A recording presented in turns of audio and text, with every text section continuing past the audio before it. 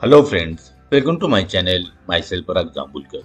In last video, we have seen input-output stream classes in C++ language. In this video, we will see how to write actual C++ programs to perform input and output operations on disk file. So here we have written some simple program. So here you can see we have included header files iostream. So for this cout, we require this header file iostream, and to perform file operations we have to include fstream header file. So see, in last video we have seen all these classes ifstream, fstream, ofstream and filebub and fstream base. All these classes are provided by header file fstream, while these classes are provided by header file iostream. Now see, ifstream, this class is used for the input purpose, that means reading something from the file. ofstream, this class is useful or it is used to write something into the file, and fstream, it is used for both the purpose, means for input and output purpose. fstream base, this class which is the parent of all these three classes, provides two functions, open and close. So open function is used to open any file and close function is used to close any file. So that we will see in the program. ifstream is child class of istream class, ofstream is child class of ostream class, and fstream is child class of iostream class, and iostream is child class of istream class and ostream class. istream class provides these functions that we have seen in last video, and ostream class provides this function. Now see, istream class overloads this operator, that is extraction operator. So as it overloads, we can use this operator along with the ifstream. In the same way, this insertion operator is overloaded by the ostream class, and as it is a parent class of ofstream class, we can also use this insertion operator with the object of ofstream class. Now see, so here if we use ifstream class, then we can perform input operations onto the file. Input operation in the sense reading something from the file. If we write ofstream class, so ofstream class, that will be used to perform output operations onto the file, that means to write something into the file. And if I take fstream, so it can be used for both the purpose, input and output, means reading from the file and writing something to the file. Now see, by using this object, I am opening file. Here I am mentioning name of the file, and here I am writing this mode, file operation mode. This is also called as a mode bit. Now see, here we are mentioning we are opening this file in output mode. See, here in this example we are opening this file in input mode, means to read something from the file, while here we are opening this file in output mode, means to write something into the file. So in this program only it is demonstrate how to open the file. So in next example we will see how to open the file and how to write something into that file. Now see, if this file is not present, so automatically this file will be created, and in that file we can write something. So we'll see this next example.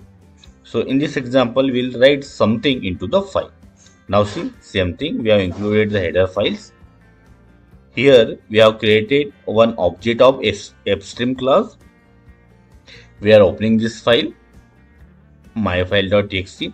Now see, this file is not present in my system, so this file will get automatically created, and I am opening this file in output mode.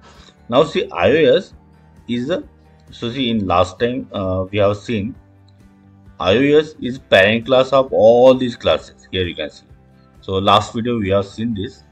ios is the parent class of all those things, and ios provides this constant in and out, and these are used for the modes.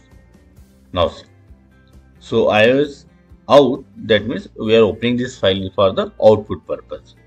Now see, if there is any error in the sense that file is not accessible, or there are some permissions, there are some restriction on the accessing this file, something like that. So whatever the some problems are there while for opening that file, so if any problem is there, so f will be 0, and if f is 0, so here we are mentioning, so we are getting some error in opening the file, and for that purpose here we have put this condition, otherwise we will perform this operation.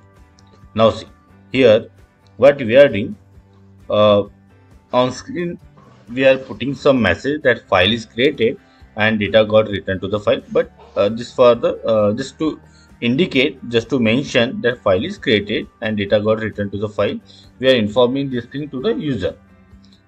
Here we are writing this statement onto the file. Now see, f is what? F is object of fstream class. This is the insertion operator, and here I have mentioned this line, the string I have mentioned here. Now see, normally we use this insertion operator with the cout, right? We use this insertion operator with the cout, but here we are using it with object f, and f is object of fstream. We can use it because see, fstream, so this insertion operator is overloaded by the ostream class, right? Now it is the parent class of iostream, and this is the parent class of fstream, right? So this we can use with the object of this. Also we can use this insertion operator with the object of this class. So same thing we are doing here. We are using this insertion operator along with the object of fstream class, and we are writing something onto the file. So we will run this program.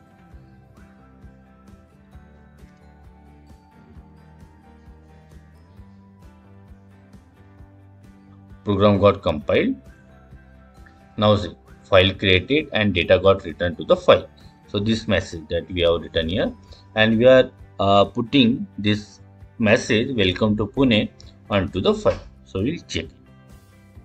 Now see, so name of the file was myfile.txt.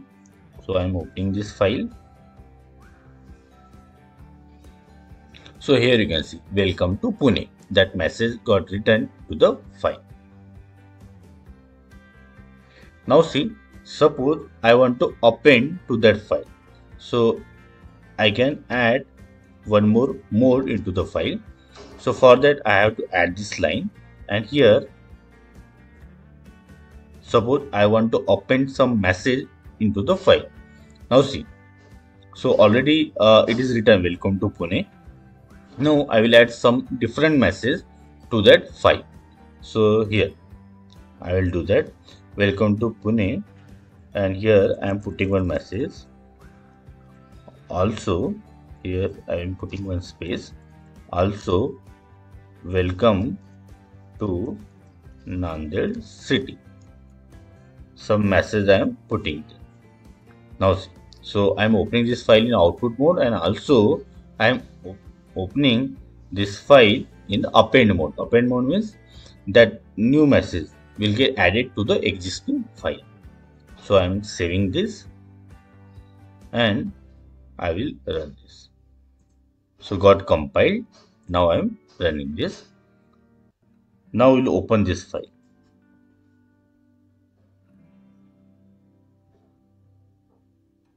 So here you can see welcome to Pune, and here space, also welcome to Nanded city. So that message got printed, a message, or the message is written into the file. Now see, we can also change this mode. So suppose I want to use this trunk mode.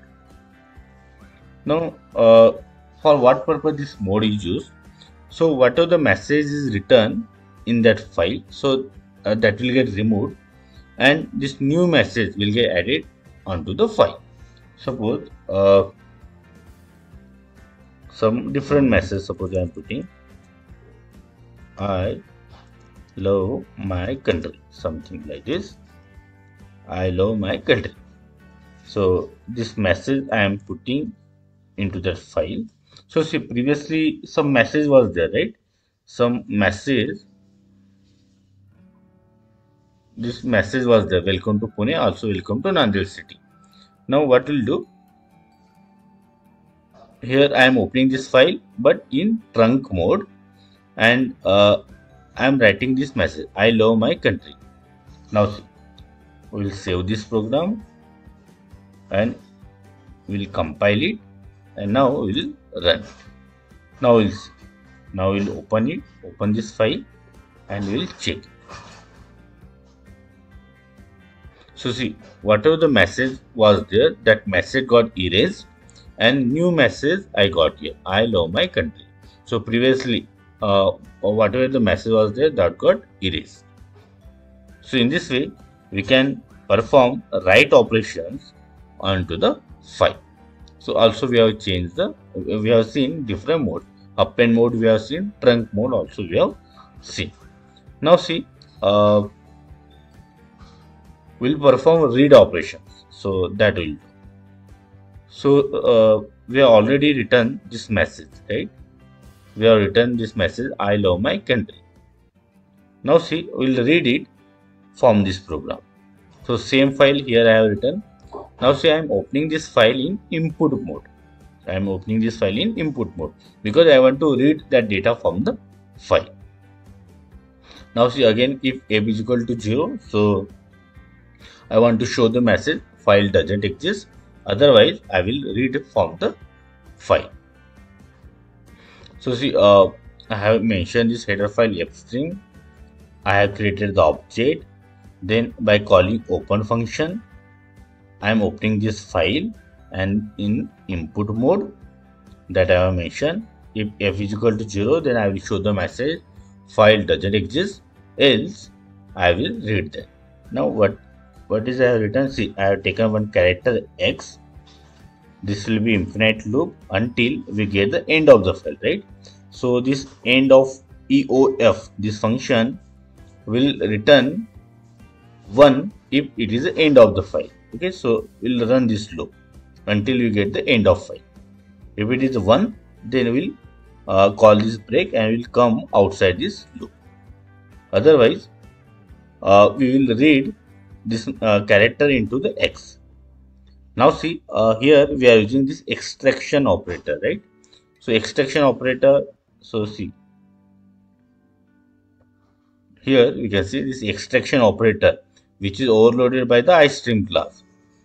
So this is parent class of iStream. iStream is parent class of fstream. So fstream object can use this extraction operator. So normally we use this extraction operator with the scene object, but here we are using it with the object of fstream class. So here we are doing that, and we are taking one character in x that will print. Again loop will be there. Again we will read next character into the x and we will print that.